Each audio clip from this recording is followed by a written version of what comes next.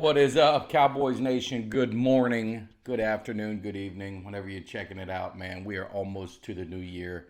And if you saw the show yesterday or last night, I am looking forward to a 2025. 2024 has been a year of definite disappointment from the Cowboys. Also, you can maybe say McCain's did me a little dirty the last month of the season. So definitely looking for a better 2025. So hey, if you are new to the channel, just checking it out for the first time, make sure you hit that subscribe. Make sure you hit the thumbs up, whether you're new or whether you're an existing member to the Cowboys Cave. Definitely hit that like button. Share with Cowboys Nation. We got a lot of good stuff going on. Excited for the off season to get this year out of the way and see, hopefully, if Jerry Jones wakes his ass up, gets something going. He got called out by Philly fans. That may be, like I said last night, a blessing in disguise, because if you ain't embarrassed by that, then you just don't give two you know what's about this team and about winning. Because that would hit me to the core, to be called out by one of your division rivals and basically get laughed at by that fan base right in front of your face. So that better wake his ass up. If it doesn't, it's gonna be another tough year. But what I wanted to talk about was obviously Mike McCarthy, Mike Zimmer.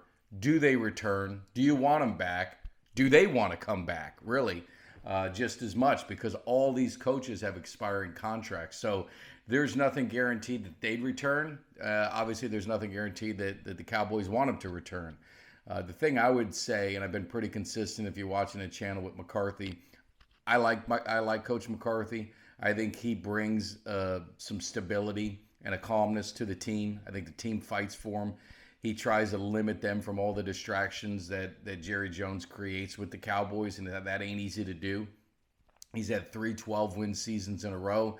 The 2 years that they haven't had double-digit wins are years their quarterback was pretty much out for the year. And this year, even more so than the quarterback, you pretty much had almost every one of your stars out for a period of time at some point. So this year was a disaster. But for him to win 7, possibly 8 games, that's miracle work in my eyes with the team that he had to work with this year with all the injuries and all the adversity. So I would have no issues bringing Mike McCarthy back.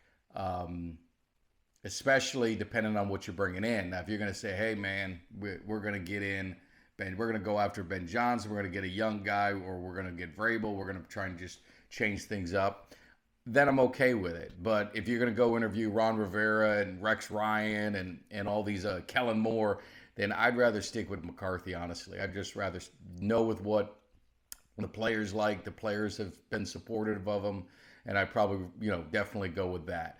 In regards to Zimmer, I think the defense and, again, what he was able to do throughout the year with the injuries, you definitely saw improvements. You heard him come out, and he even acknowledged some mistakes early on. He said, you come in, you're doing well, don't want to rock the boat.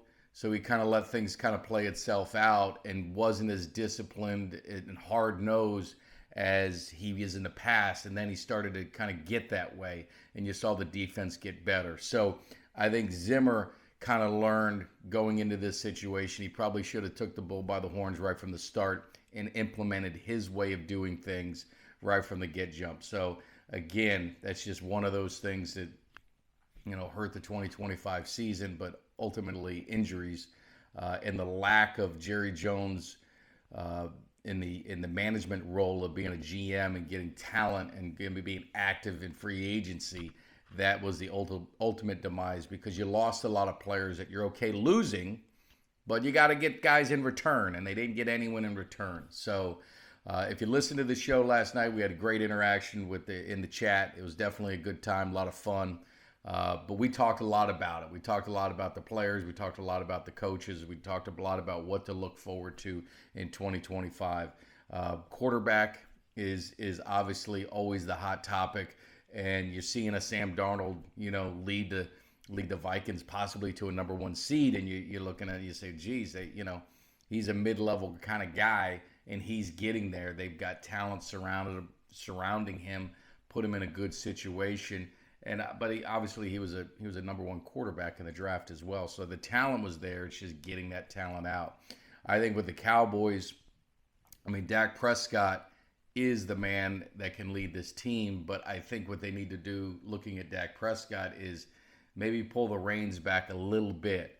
Maybe what you're seeing, you could take some of the good things you saw with the Cooper Rush kind of time with getting the ball out quickly, doing, getting the plays that are called, not trying to do too much. Let some of your talent do the work for you, and be a game manager. I hate to use that word game manager because I think people think that negatively.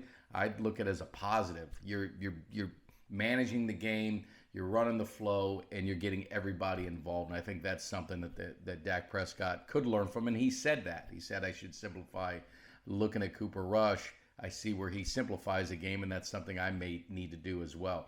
Cooper Rush is nowhere nearly as talented as Dak Prescott, and hopefully all the haters and all the Cooper Rush fans learn he's a backup for a reason. He's very serviceable. We appreciate it. You got to have a backup. You got to have someone that you can bring in, feel confident that he can help lead your team to get some wins. But over a long period of time, it ain't going to happen. 1 or 2 wins, few weeks, he could be a guy, but he's not going to be one to lead the team throughout the season. So hopefully they put that to rest.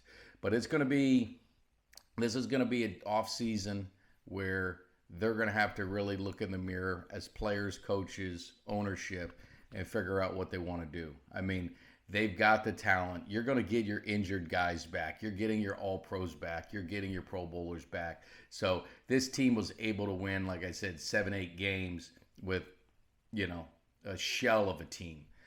They get these guys back, have a strong draft, good offseason, a free agency, just getting in some veteran leadership to fill in some of the holes. This team's right back to the top where they need to be, and hopefully moving forward and moving ahead. You're looking at the NFC now, and to me, the NFC playoffs is going to be wide open. I mean, you could argue from the 1 seed to the 7 seed, I can give you a reason why they could win. Probably the only one I can't is going to be coming out of the South with Tampa Bay, but every other team I can make an argument for. So I think the future will be fine for Dallas as long as Jerry gets the wake-up call that he needs and addresses the free agency, addresses improving this roster, but it's going to start with the coach and getting back to that. Would you want McCarthy back? Leave a comment. Let me know. Let's have some conversation. We will be doing it all in the offseason in the Cowboys Cave.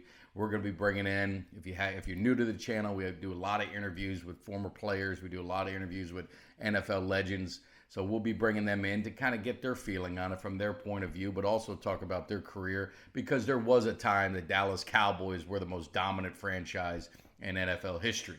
It's just been too damn long, and we always get reminded of that. But until you change it, you're always going to get reminded of it. So you just kind of take it for what it is. So anyway, just wanted to drop a quick video in the morning. Hopefully you guys have a great new year. Hopefully you subscribe to the channel. Hopefully you hit that thumbs up and leave a comment. Let's have some interactive talk and have a safe new year. Be smart. Don't drink and drive.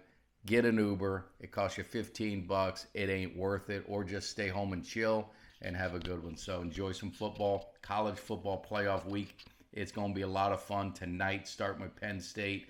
Then you got a full slate on New Year's Day. So it's going to be a fun week leading into the weekend. I appreciate everything. Happy New Year, and hope to see you in the cave.